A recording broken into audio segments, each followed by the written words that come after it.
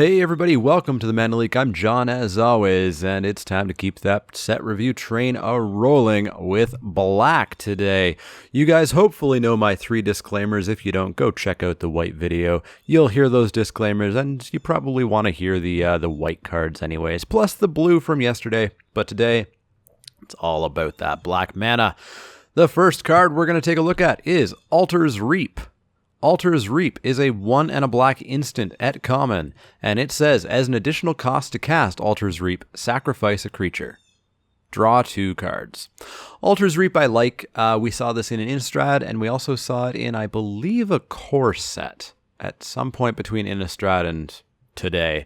Can't remember which one. I want to say M14, maybe it was M13. But it's a decent card. It's a nice sack outlet. You obviously don't cast this all willy-nilly. You don't cast this during your first main phase, sacking a decent creature just to get 2 cards. You use this as sort of insurance. You use this as, oh, you're going to kill my creature. You're going to burn my creature. Oh, my creature is surprised going to die in combat. Well, I'm going to kill it myself and get 2 cards out of it.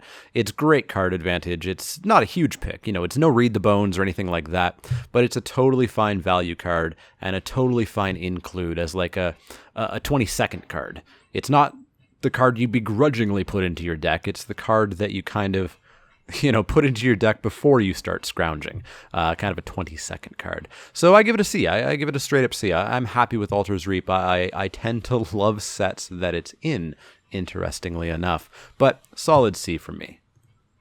Next up, we have Blood Bond Vampire. This is a 2 black creature vampire shaman ally at uncommon. She's a 3/3, and she says whenever you gain life, put a +1/+1 counter on Blood Bond of Vampire. I would super prefer this if it flew, but it probably wouldn't be a 3/3 at this cost if it did fly. So that life gain deck, I had a lot of people comment on it on my white set review that I missed the white life gain theme. I don't see it. In white, there's only a couple of cards at common that gain you life, and less than those are playable. Only a subset of them are actually playable cards. And if the theme isn't supported at common, it's not really a theme. You're not going to see it very often. And if you take, this piece and that piece, you may just never get all the pieces you need because they're at uncommon, or they're even worse, at rare. So I see the intent for the life gain deck. I just don't quite see if it can really competitively come together. If it can, awesome, and I'm hoping it does. I'm hoping it is just, another one of the potential decks that will show up here or there, or maybe will take a month or so to be discovered. The hallmarks of a really good draft set. I hope it's one of those. But as it stands, I'm not super sold on it being an archetype, and that'll be repeated a fair bit because a lot of the life gain matters is in black, and the life gain quote unquote is in white, although I don't think it is enough, as I said. So I'm gonna start off being a little bit hesitant on things that really matter about when I gain life. So yeah, this is a 3/3, and if I do manage to gain life, if I do manage to go off with it, it becomes a 4/4, and then a 5/5, and then a 6/6, and then a 7/7. But I just don't know how often that's going to be. So I'm going to treat this as a 3/3 for 4, which is fine. That's okay. You'd put it in if you really needed to. You wouldn't be super happy about it. You wouldn't be super disappointed in it. So, it's fine. And it does have that upside that you might get here or there. So I'm going to go with C+ on this. If that life gain deck just breaks out and is totally doable and totally competitive, then yeah, this might get a bit higher. But for now, I'm going to go with a C+. Next up, we have Bone Splinters. This is a single black for a sorcery at common, and it says, as an additional cost to cast Bone Splinters, sacrifice a creature, just like Altar's Reap. Destroy target creature. Just flat out destroy anything. 1 mana to kill any creature is very, very, very powerful. Now, it's not instant speed, which sucks a fair bit. And it's always been the killer on this spell. This spell's been reprinted. I first played with it in Avacyn Restored. It was in something recently. Maybe Modern Masters, actually. Yeah, it feels like it was in Modern Masters, too. And it never quite lives up to what you want it to be. If this was instant, it would be awesome because, of course, you could, in response to them attempting to kill one of your creatures, sack the creature, counter, or force them to basically just waste whatever they played to kill it and kill something of theirs. It would be a massive, massive, massive swing. There's no way that would ever be printed at a single black. It would have to be like maybe 2 and a black, maybe even 3 and a black. So this has to be sorcery speed, or else it wouldn't be a single black. And it is decent enough. It's decent enough. The ideal here, of course, is you play a vanilla 2/2 for 2. You attack in with it. You maybe get 2, 4, maybe even 6 damage out of it before it becomes ineffectual. And then you sack it to kill their, turn 6 or turn 7 bomb. That's the best way to use Bone Splinters. And it happens a fair bit. Bone Splinters is fine. It's just not great. And it's certainly not premium. So don't put too much value on it. Don't stock your deck full of these things.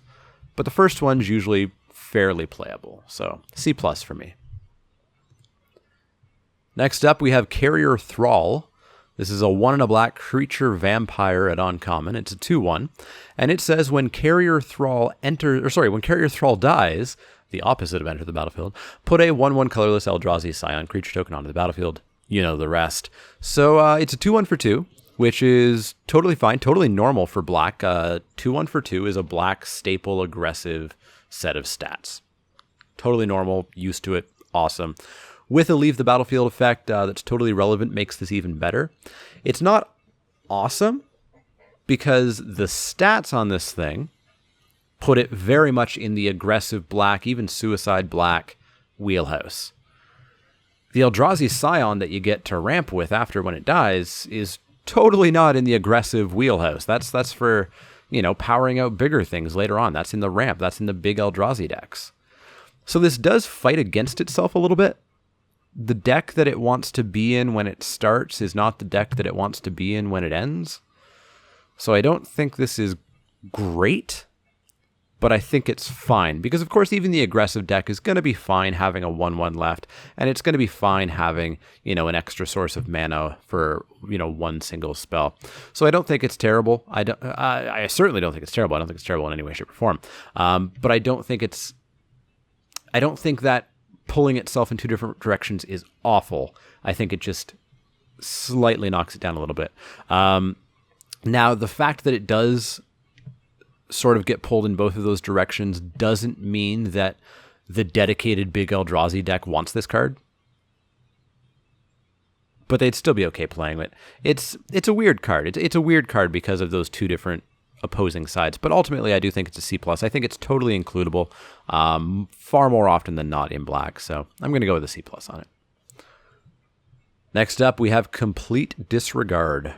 2 and a black for an instant at common. It's got Devoid, so it's colorless, and it says exile target creature with power 3 or less. So this is kind of like Reef Soul, except it's instant speed, and technically colorless, and it costs 1 more, which is fairly okay. Reef Soul was arguably the best black common. I don't even think arguably. I think it just flat out was the best black common in Origins. And it was sorcery speed for 1 and a black. Kill something 3 or less. This is Exile, which of course is even better with processors kicking around. So I think this is quite good. 2 black is more than 1 black. I might have just blown your minds there with that nugget of knowledge. And this format, of course, will have a higher, average power of creatures. But that will not be every single deck. That'll really just be the big Eldrazi decks, I think. It's not like every deck is going to be playing those big, giant Eldrazi creatures.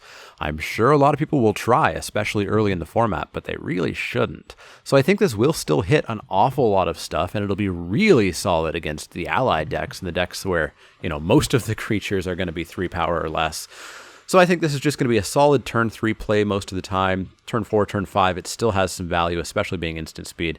So I'm very happy about this. It's probably slightly worse than Reef Soul, especially in this format, but barely so. I'm going to go with a B- on it. I'm going to be happy to have one of these. Probably even the second one I'm going to be pretty happy to have. Next up, we have Culling Drone. This is a 1 and a black creature Eldrazi drone at common. It's a 2/2. It has Devoid, so it's colorless. It has Ingest. That's it. Nothing else. It's a 2/2 for 2 that has Ingest. Yeah. Not much to say about it. It's a bear. It's a bear. You're going to play it if that's what you need anyways. And the Ingest is going to be cool, upside, and totally needed if you have processors. So I think this card's fine. I think it's a bear with an upside for some decks. I would never really consider Ingest to be an upside on its own. You know, milling a single card is just not an upside. I know everybody wants it to be. I know new players want it to be, but it's not an upside. But it is an upside, of course, if you do have the processors. So, you know, it's 2/2 for 2. That's fine. Upside sometimes. Cool. Arguably, this fits into a C+ as a rating, but as I said, it's only an upside sometimes, so it's like a C+-. I guess that'll be the new grade for it. C+- for Culling Drone.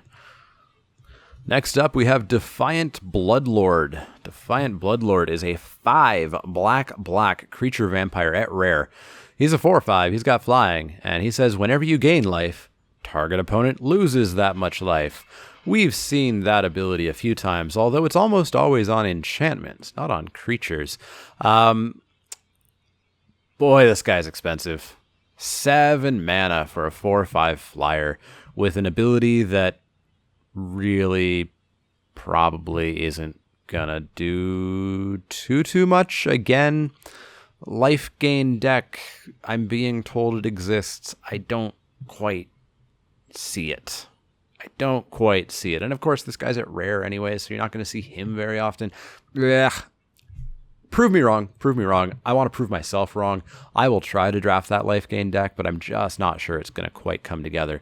So ultimately, we're left with a 7 mana 4/5 flyer. Feels way too expensive for me, unfortunately, plus the inconsistency of the ability, which I'm paying the premium for, clearly. I don't really want to go too near this, at least until somebody else proves that it's good, but I don't think anybody is, unfortunately. So I've got to give this, like, I don't know, a C, I guess. I kind of want to be even harsher on it, but I'm going to hedge my bets and go with C on this.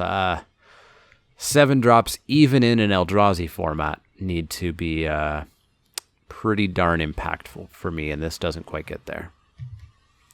Next up, we have Demon's Grasp. Demon's Grasp is a 4 and a black sorcery at common, and it says target creature gets -5/-5 until end of turn.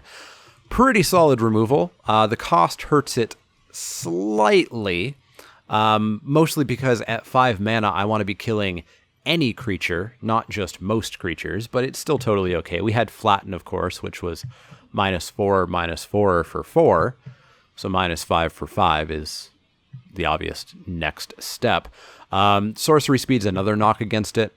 Not being able to do this end of my opponent's turn or on my opponent's turn really kind of sucks, but not enough to knock this too low. It definitely knocks it out of premium removal level. The fact that it doesn't kill everything, the fact that it is ever so slightly expensive, and the fact that it's sorcery speed definitely knocks it down, but no lower than a B-. I think you're still going to be pretty darn happy with one of these. Probably not with multiples, though. Not at 5 mana, so B-. Next up, we have Dominator Drone. This is a 2 and a black creature Eldrazi drone at common. It's a 3/2. It has Devoid. It has Ingest. And when Dominator Drone enters the battlefield, if you control another colorless creature, each opponent loses 2 life. Well, that's fine. Not much else to say. It's a 3/2 for 3. Cool. That's fine. That's pretty normal.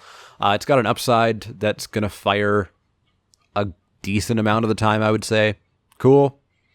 That's fine.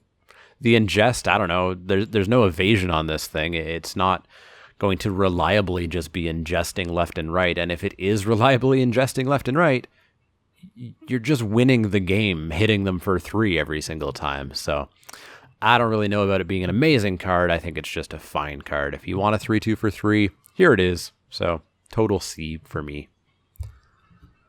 Next up, we've got Drana, Liberator of Malick here. She is a 1 black legendary creature vampire ally at Mythic. She's a 2/3. She's got flying, she's got first strike, and whenever Drana, Liberator of Malik here, deals combat damage to a player, put a +1/+1 counter on each attacking creature you control. Quick rules clarification here. When she attacks, she does damage during the first strike combat step. This is a separate step. Some newer players don't realize this. So she will damage the player.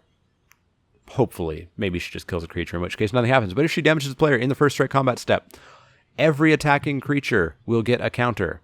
And then every creature that doesn't have first strike will deal damage with their fresh, shiny, brand new +1/+1 counter. So yeah, this is good. This is so good. A 2/3 flying first strike for 1 black is already fine enough. I'm already going to take that card and already going to play that card. The fact that it will just massively pump your team, really screw up combat math for your opponent, is just awesome. I will never not first pick this card. I will never not just totally marry myself to black, even though I shouldn't by first picking this. But boy, she just seems fantastic. So total A for me. She's not quite an A+. She's not a bomb. She doesn't win the game right alone by herself. But boy, does she do some work. So solid A for me. Next up, we have Dutiful Return. This is a pretty recent reprint from Khans of Tarkir. 3 and a black for a sorcery at common. Return up to 2 target creature cards from your graveyard to your hand. People love this effect. People love to think about, oh, I play my bomb, and then my bomb dies, and then my other bomb dies, and then I Dutiful Return and bring them back and cast them again. That happens very rarely. That happens really rarely. Because you frequently just don't have enough valuable targets in your graveyard to justify casting this. And if you do, your back is probably really against the wall if they're just left and right removing your threats. And you're taking a turn to get them back, and then you're taking turns to recast them. It just never does enough. I wouldn't advise people playing this unless you're really hurting for cards. Luckily, most of you listening probably know this. You've probably been around since Khans of Tarkir. It was only a year ago. And so you've probably experienced that this card just doesn't do enough at all. In sealed, maybe? But I would never touch this in draft. I give it a D. I don't give it an F because, yeah, it's 23rd cardable if you have to. But a solid D from me. Next up, we have Geyser Field Stalker. This is 4 and a black for a creature elemental at common. It's a 3/2. It's got Menace. Remember, Menace is an evergreen keyword. It can appear in any set. It's not just an Origins keyword. And it's got landfall. Whenever a land enters the battlefield under your control, Geyser Field Stalker gets +2/+2 until end of turn. So this is similar to that blue card that we saw yesterday. The Elemental, was it? Wave Wing Elemental, I think it was. Very similar. It gets +2/+2 anytime you bring a land in. Now, 3/2 Menace for 5 is painful. We're so used to paying 2 and a red for that. 3 for 3/2 Menace. 5 for a 3/2 Menace definitely hurts a little bit. 3 or 4 times after you play this card on curve, it'll be a 5/4 Menace, which isn't too shabby. And if your opponent doesn't have the blockers to block this, you're going to close the game out pretty fast. So I do sort of like this, but ultimately I feel like it's going to fall into the filler spot. I don't like inconsistency. You all know that. And landfall is inconsistency. It's the most consistent inconsistent mechanic around, but it is still inconsistent. So I'm going to place this at filler. I'm going to place this at the I need a 5-drop, I need a creature. Hey, I've got a Geyser Field Stalker. So just a middle of the road C for me. Next up, we have Grave Birthing. Grave Birthing is a 2 and a black instant at common. It has Devoid. Target opponent exiles a card from his or her graveyard. You put a 1/1 colorless Eldrazi Scion creature token onto the battlefield. You know what it has on it. Draw a card. I don't like this card. I don't like this card at all. So it's 3 mana for a Scion, a card, and a card into exile for a future processing. Plus you spend this card. I don't know. I don't think I'd ever be happy playing a 1/1 creature for 3 that drew me a card and exiled a card from a graveyard. Even in a processor deck, I don't think I'd be happy playing that creature. And that's basically what this is. Yeah, it says instant, but it's really just a 1/1 creature that does what this card says. It doesn't do enough for me to feel playable. It doesn't do enough for me to justify a slot in my deck. I think there's basically everything else that I would play before I would play this. I don't like it. If you're really hurting for exile effects because you went in on the processor deck and you just didn't get the ingesters, then I guess you could play this if you had to, but I wouldn't advise it. So I got to go with a D- on this. I'm totally out on Grave Birthing. Next up, we have Grip of Desolation, which has really cool art. I really like the art on this, just the perspective of it. 4 black for an instant at uncommon. It has Devoid, and exile target creature and target land. So 4 black is kind of where removal lives these days. The kill anything plus do something removal spell. Sip of Hemlock was one of the first to do this back in Theros, where it was 4 black, destroy target creature, and its controller loses 2 life. Here it exiles, so it's ever so slightly better. Your opponent can't get it back. You can process it later, etc. The land destruction is neither here nor there. I don't really care about it. On turn 6 or later, where you're going to be casting this card, of course, blowing up a land just doesn't really do all that much at all. So I would so much rather have this be, Sip of Hemlock's controller loses 2 life. But, it is removal. You're still going to need it. You're still going to need to play it. But like Sip of Hemlock, I think it will sometimes be right to cut it. And it will almost never be right to play more than one of these. Be careful with this. This is not premium removal, but it is unconditional. So I kind of go with a B- on it. Nothing higher at all. Yes, this is Battle for Zendikar, and mana costs are on average a little tiny bit higher, but not every deck's going to want them. So be careful with Grip of Desolation. I think it's good. I don't think it's great. Next up, we've got Ghoul Overseer. This is a 4 black creature vampire at rare. It's a 3/4, it's got flying, and it says landfall. Whenever land enters the battlefield under your control, other creatures you control get +1/+0 until end of turn. If that land is a swamp, it's the black one of these cycles, those creatures get +2/+0 until end of turn instead. 3/4 flyer for 6 is not the best. The landfall is going to trigger on average a couple of more times, and it's a fine trigger. +1/+0 to your team or +2/+0 to your team is decent. It's half a trumpet blast or a whole trumpet blast. And that's fine. So this is going to become a 4/4 flyer or sometimes a 5/4 flyer, and that's pretty decent. I'm still hesitant. The 6 mana cost plus the inconsistency of landfall this late in the game, I'm a little bit torn on. But I think it's going to be okay. I think it's going to be totally okay. The buff is going to break board stalls. This thing's going to fly in as a big flyer when it's buffed just on its own. So I think it's fine. I don't think it's bad, don't get me wrong, but I'm hesitant on calling it good. But I will put it in the B- range. It's a rare that I don't think you're going to first pick. I think it's going to be pretty darn rare for this rare to be first picked. I think it's more of a mid-pack pick or a pack 2, pack 3. I'm in black. I know I'm going to be able to cast this and use this kind of pick. So B- from me. Next up, we have Hogwash Sharpshooter. This is 2 and a black for a creature human assassin ally at uncommon. It's a 2/2, and it says 4 and a black. Target creature gets -1/-1 until end of turn. I was kind of excited when I saw that minus, and then I was sad when I saw it was just -1/-1. 5 mana is way too much for -1/-1 until end of turn. That's just so rarely going to be worth it. It's a 2/2 for 3, so it's already overcosted. It's already something I'm not super going to be looking to play, and I just don't see using that ability all that often. You know, it'll be kind of nice to pick off some scions here and there, but, you know, I would only do that if I have nothing better to do, and I'm going to try to have something better to do than that. I'm just not sold on this card at all. I think the ability is way too weak, and it's overcosted for the stats, so I got to go with like a C- on this. I'm just not a big fan of it. I look to cut this a little bit more frequently than I do play it.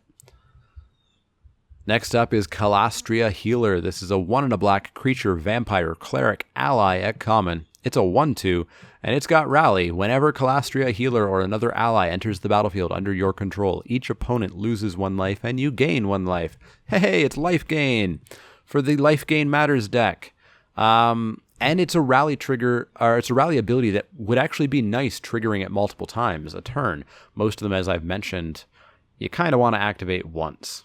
And activating a second time doesn't do much because it's giving the team an ability that doesn't stack or something like that. This is going to be some good value over the course of the game, but I'm not sure it's enough to justify playing a 2-mana 1/2 creature. Because this isn't going to really be attacking. It's not really going to be blocking. It's just going to be sitting there, getting you a life here or there, and draining your opponent here or there. This creature's weak, especially for the cost, and it's just not what ally decks are going to want to be doing. Ally decks want to be aggressive. They're going to want to be getting on the ground and getting in for damage.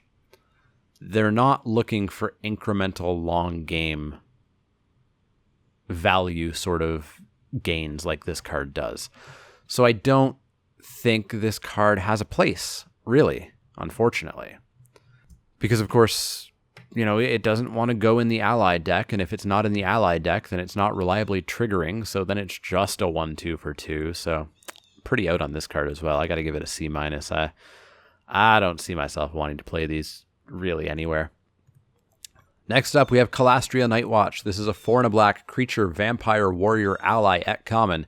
It's a 4/5, and it says whenever you gain life, Calastria Nightwatch gains flying until end of turn.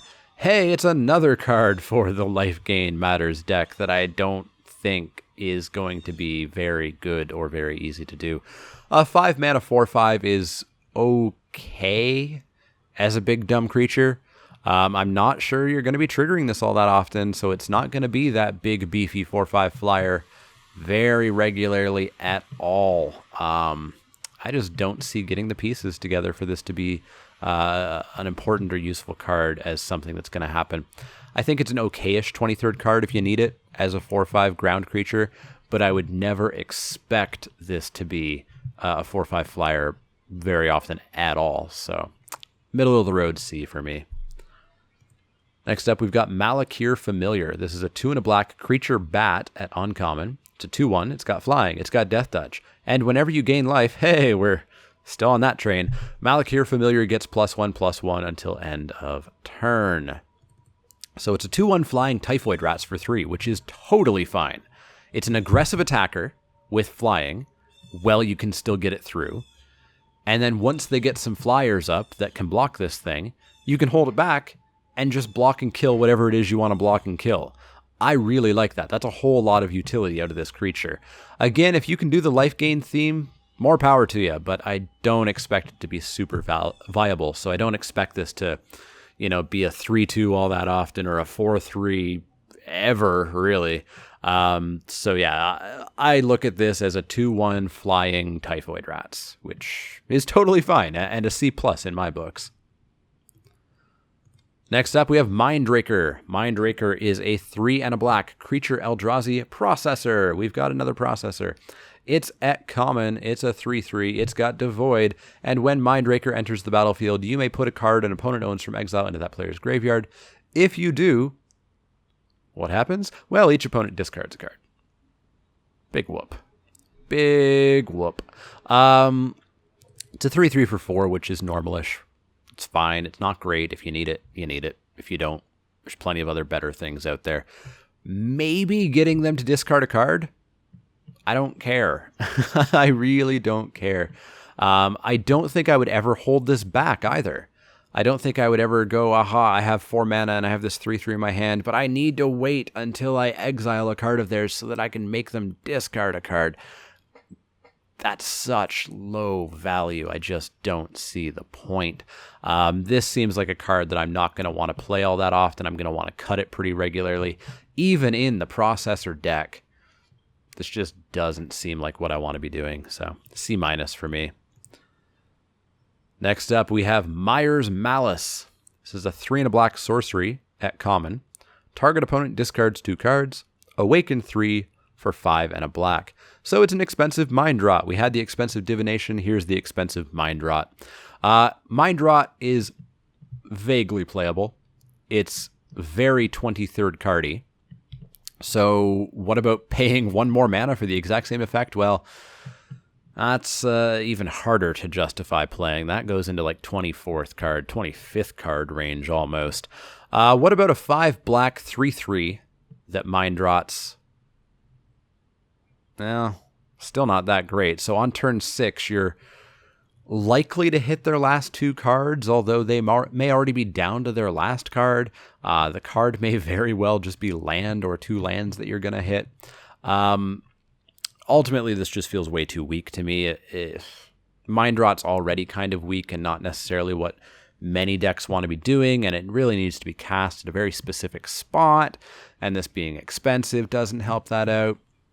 I'm not super into this card for the Awaken cost or for the regular cost. I'm going to go with a D+ on it, kind of slightly below where I would put Mind Rot. Next up, we have Nirkana Assassin. Nirkana Assassin is a 2 and a black creature vampire assassin ally at common. It's a 2/3, and of course, whenever you gain life, Nirkana Assassin gains Death Touch until end of turn. So it's a 2/3 for 3. Cool, that's fine. The life gain thing, we've talked about that to death so far. I just don't really see it. I hope it's there. I hope it's another cool niche archetype that can be pulled off, but I don't see it. So this card just kind of seems like filler to me. Even if it wasn't filler, a lot of the ways that you're gaining life tend to be on your turn. And giving a 2/3 Death Touch on your turn is way less good than getting a 2/3 Death Touch on your opponent's turn. Now, yeah, there's absolutely ways you can do it. There are spells that will allow you to gain life. There is that creature that you can pay a white and tap it to gain a life. You can do that on your opponent's turn, but it's a whole lot of setup for a 2/3 Death Touch. I think there's just better things to be doing than doing all that jazz. Now, it is a 2/3 for 3, so it is fine. So I will give it a C, but not much higher than that. All right, let's go for a big one. Ob Nixilis Reignited. Ob got his spark back. 3 black for a Planeswalker Nixilis at Mythic. He's got 5 loyalty counters to start. His +1, you draw a card and you lose a life. Totally fine. -3, destroy target creature.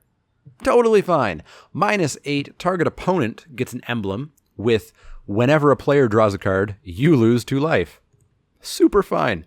I really like Ob Nixilis. This Planeswalker just seems absolutely awesome. He is right up there with Gideon. Properly costed at 3 black. It's card advantage like crazy for a single life each time. Absolute no-brainer. I'll pay 1 life for a card optionally whenever I want. Kothoped was interesting in Origins in that I saw a number of people die to him because it was not a May ability. This, of course, is a May ability. You just don't +1 Ob Nixilis and you don't die. So totally fine with that. Getting to kill a creature if you want when you play it and still have Ob Nixilis alive is awesome. Getting to kill multiple creatures if you plus this and then minus this and plus it and minus is going to be awesome as well.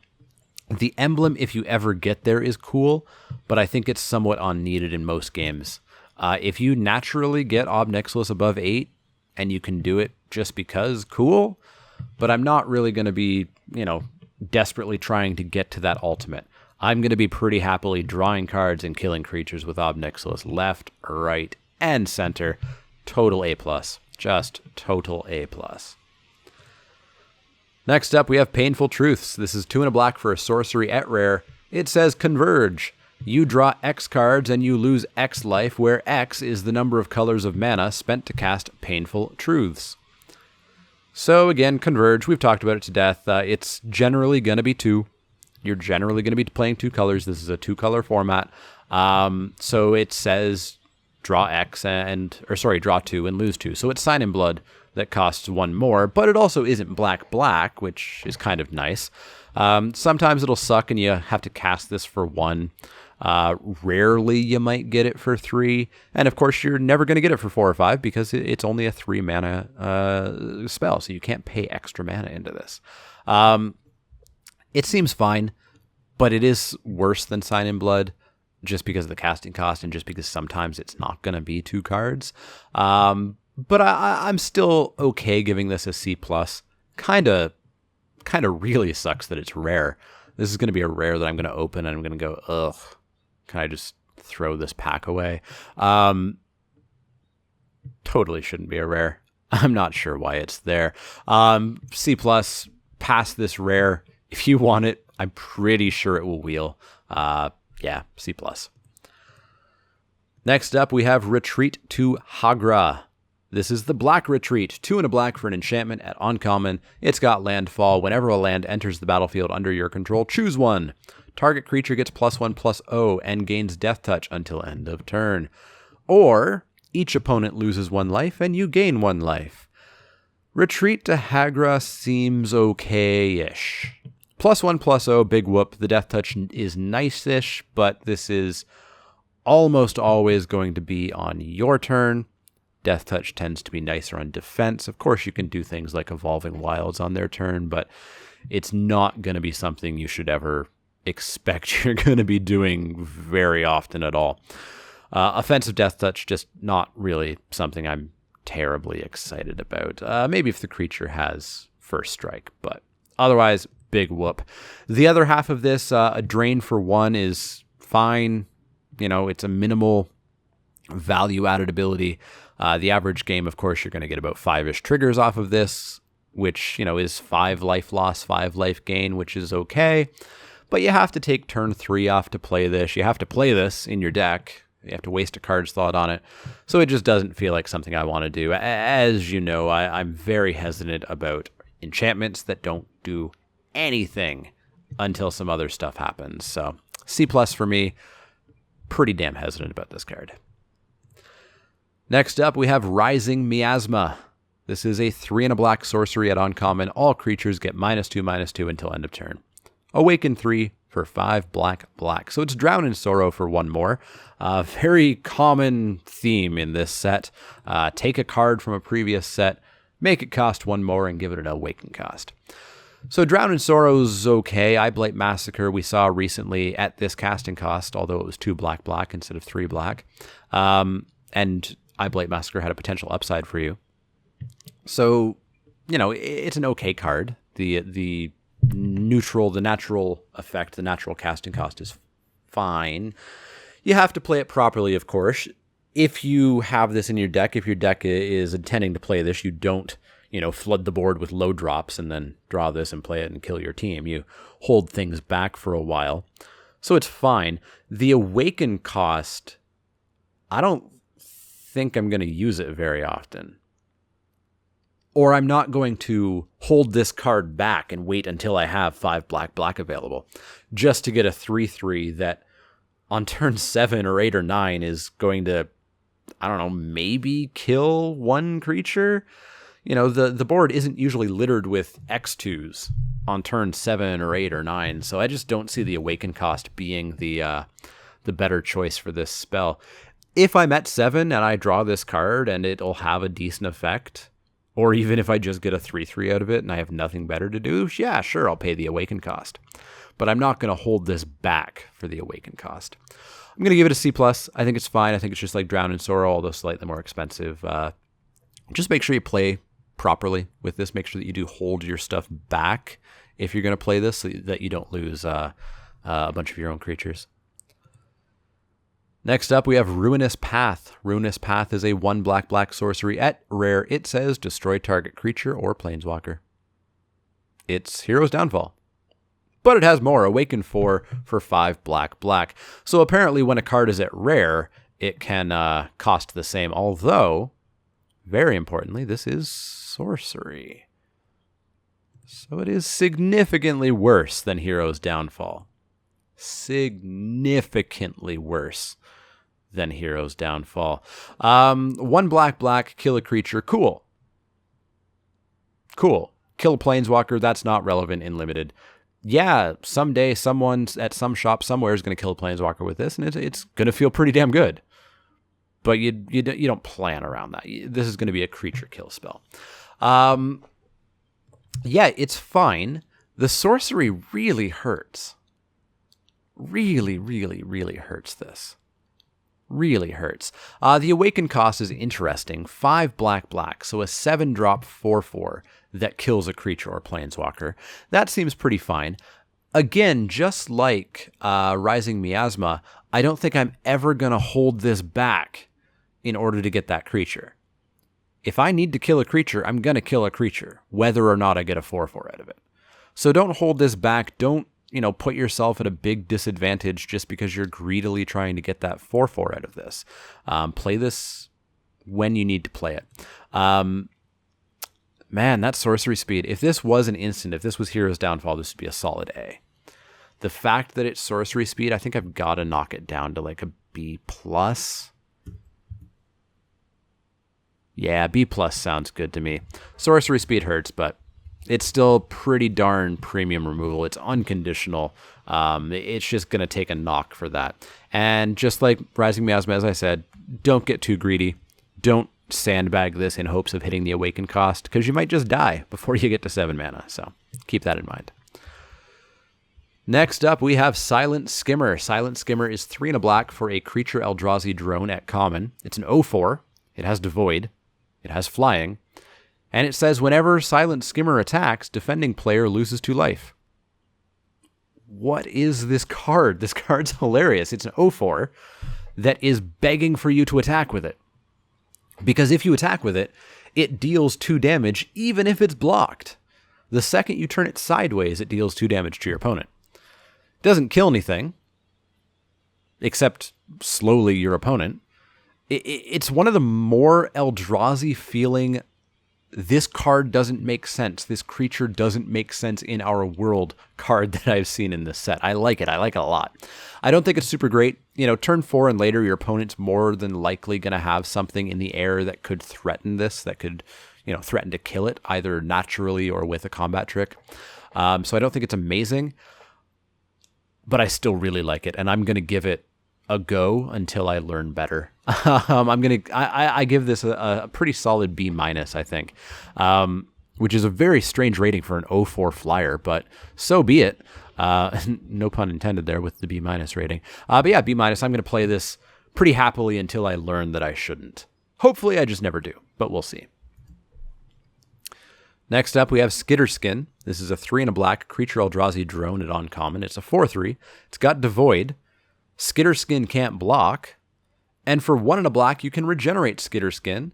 Activate this ability only if you control another colorless creature.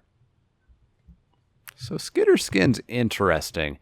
Very strange regeneration clause. I have to have a colorless creature in order to regenerate Skitter Skin.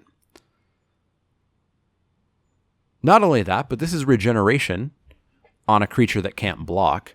Regeneration is almost always better on a creature that can block because it becomes kind of an infinite blocker. So I don't know about this card. It wants to be in a really aggressive deck because, of course, it can't block, so you want to be swinging with this every single time.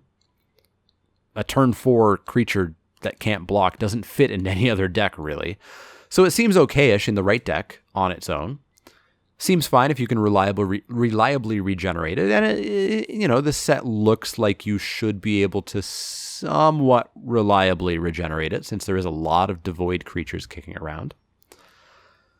But again, it just fits into a really relatively specific deck. Regeneration, as I said, is usually suited way more to blockers, but all in all, I think it's okay.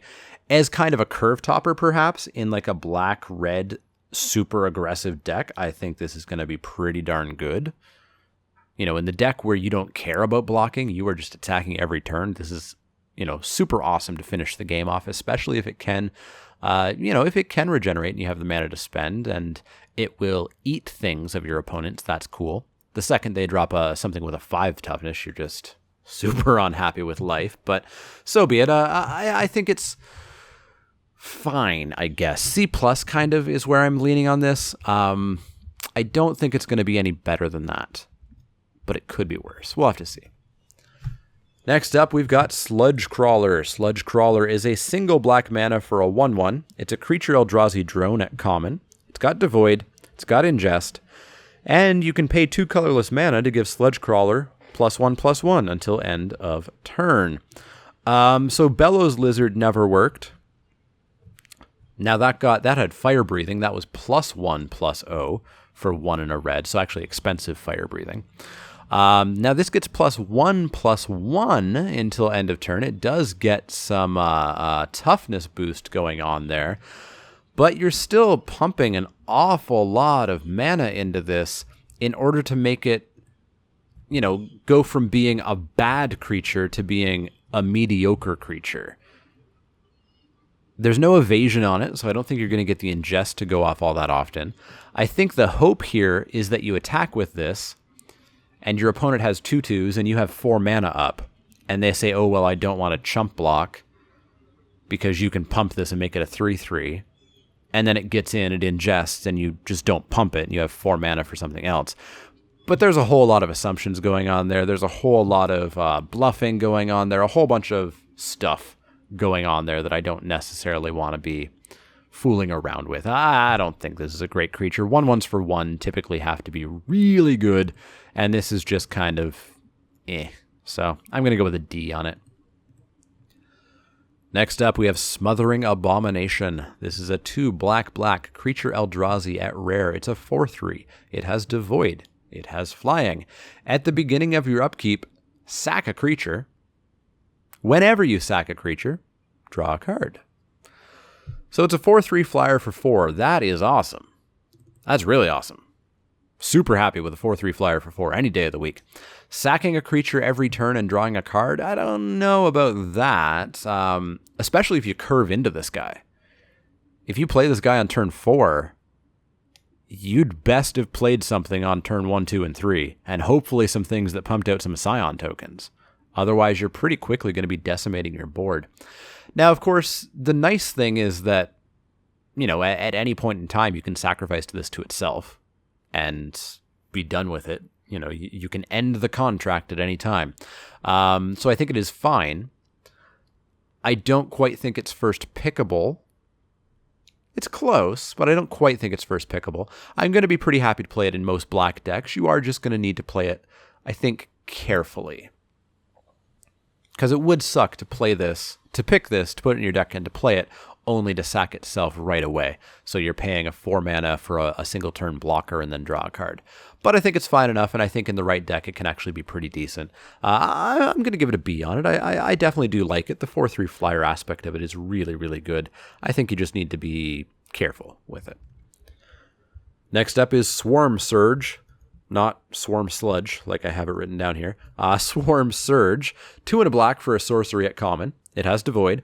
Creatures you control get +2/+0 until end of turn. Colorless creatures you control also gain first strike until end of turn.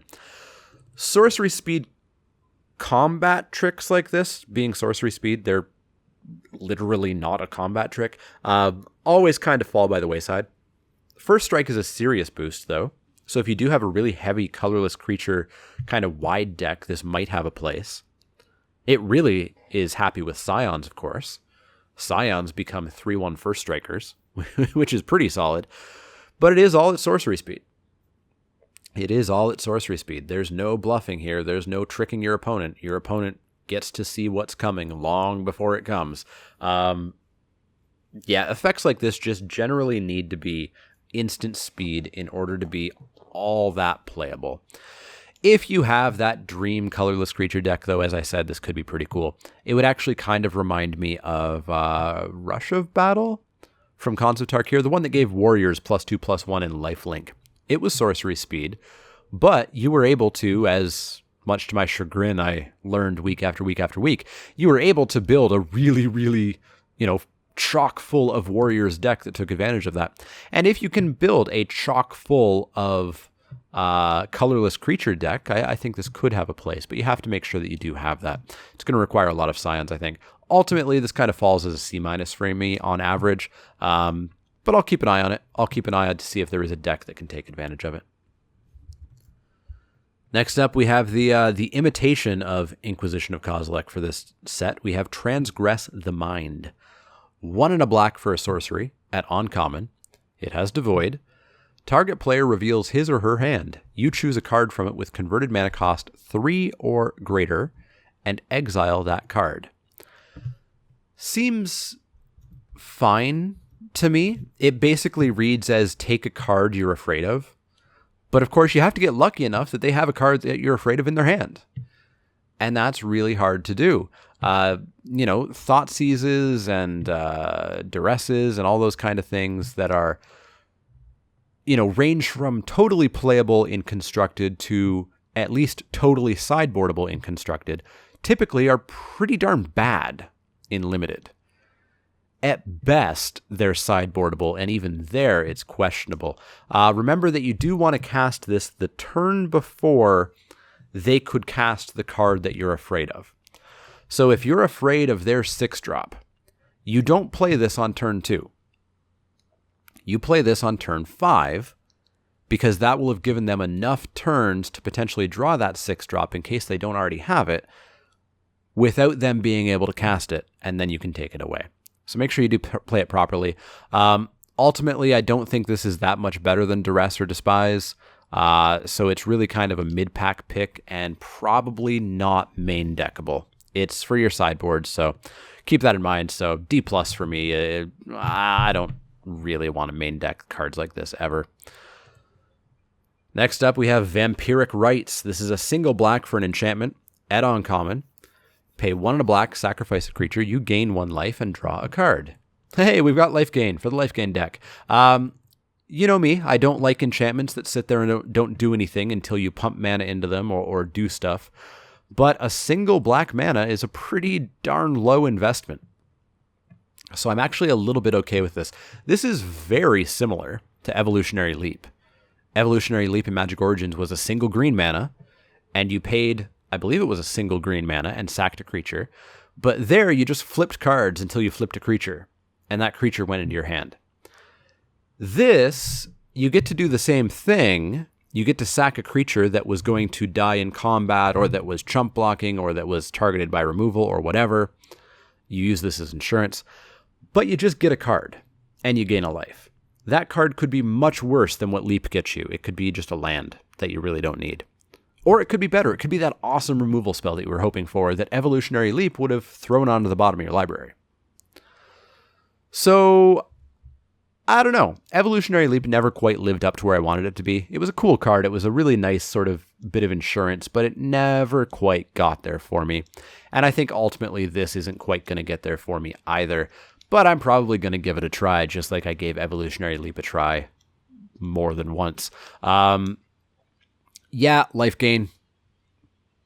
Maybe this fits in the life gain deck, but you're never going to do it just for the life gain. You're going to do it as the insurance policy. You're not going to sack a creature just for a life and a card, just like you would never cast Altar's Reap just for the hell of it. So I'm going to go with C+ on it. I'm going to give it a go, but I'm going to be cautious. Next up, we have Voracious Null. This is 2 and a black for a creature zombie at common. It's a 2/2. You can pay 1 and a black, sacrifice another creature to put 2+1/+1 counters on Voracious Null. This card's pretty... Oh, wait, there's more. Activate this ability only anytime you could cast a sorcery. Womp. Womp. This card sounded so awesome right up into that last sentence. And then that last sentence killed it. If you could have sacked creatures that were going to die in combat that you didn't expect, or chump blockers, or creatures dying due to kill spells or burn, and get 2+1/+1 counters, this thing would have been awesome. The fact that you can only ever kill a creature that isn't in any sort of jeopardy really sucks. Really sucks. So unfortunate, so unfortunate. So really, this is a 2/2 for 3 most of the time. I'm not going to be killing things. I would sack something that had tightening coils put on it, I guess. And that's about it. That's about it. This card went from sounding so good to sounding so bad so fast. If you need a 2/2 for 3, sure. I guess. If you have Scion producers, but no real way to use all that extra mana, I guess you could trade your Scions in for counters.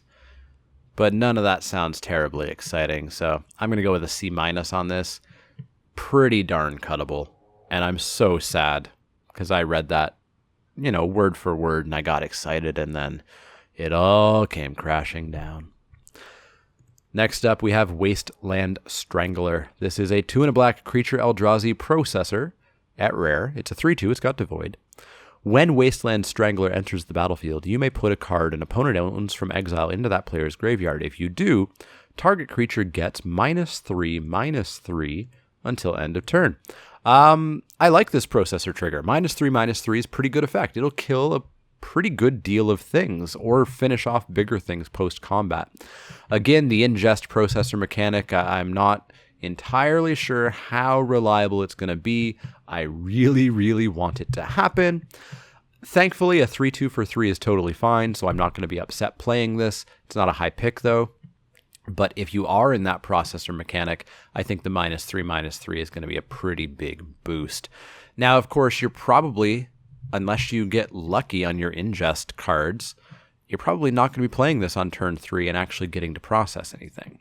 So it is a slightly later play than turn 3. So it is going to screw up your curve slightly, I think. But I'm excited to give it a go. It's got kind of a slash rating, kind of C+ if it's, not in a heavy ingest deck, up to like a B if it is in a heavy ingest deck. But we'll have to see how it plays out, and that whole mechanic in general, we have to see how it plays out. Finally, the last card of black we have is Zhu Laporte Cutthroat. This is a 1 and a black creature human rogue ally at uncommon. It's a 1/1. Whenever Zhu Laporte Cutthroat or another creature you control dies, each opponent loses 1 life and you gain 1 life. Yeah, alright. I don't want to be playing 1/1s for 2, really. It gains you some value over time, though it requires your creatures to be dying.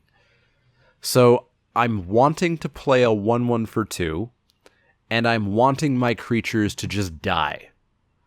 Now, that'll happen if you're sacrificing them. This will trigger off of Scions being sacrificed, so that's a kind of a cool interaction, but again, we're starting to get into multi-card interactions here to get this thing working, to getting this thing being anything other than bad. Those just aren't really things you want to be playing towards. I'll keep my eye on this card, just like I'm keeping my eye on some cards to kind of break out and help build or build their own archetype. But I think I'm just going to kind of avoid this in general. It just doesn't do enough on its own. It does nothing on its own for me to really justify playing it. I'm going to start off on a C- on this, and I don't think it's that much better. I don't think it could get that much better, but we'll see. We'll have to see. But that's going to wrap it up for black. Black looks interesting. There's a fair number of sacrifice effects in there. Bone Splinters, Altar's Reap. I always like seeing sets that have a number of sacrifice outlets because, again, it just opens the door for more cool decks to happen. It also has the Life Gain Matters cards, which, again, I haven't seen enough to suggest that deck's going to work, but I'm going to try it. And I'm going to have my eye out for it for sure to see if it can work. A couple processors here or there. We'll have to see how it goes. Boy, am I excited to play with Drana. Drana looks fun. And I don't know if I hope that I open Ob Nixilis or that I hope I open Gideon. Obviously, I want both. I don't know which one I want more, but Ob Nixilis looks pretty darn good. But that's going to wrap it up for this video. As always, if you have any questions, comments, or suggestions, you can find me on Twitter at the Malick. That's L-E-E-K, like the vegetable, not the card. And you can also find me on Facebook at facebook.com/themanileak. You've already found me here on YouTube. You've got that comment section down below. You guys are making great use of that, interacting with me, interacting with each other. Keep that up. I love seeing interaction going on down there. As well, if you like the videos, you should click those little thumbs up icons. That lets me know that you like the videos. That lets the world know that you like the videos and keeps the videos rising up through the ranks. Finally, if you haven't subscribed, you should. There's a button below each video. There's one in the outro of each video, and clicking that will keep you posted on all the latest Crack-a-Pack Tuesdays, Wacky Wednesdays, Spiky Saturdays, and of course the set review videos. You want to know when the red set review video goes up tomorrow? You better click subscribe to make sure you find out. As always, if you have any questions, comments, or suggestions, let me know. Otherwise, I will see you all tomorrow.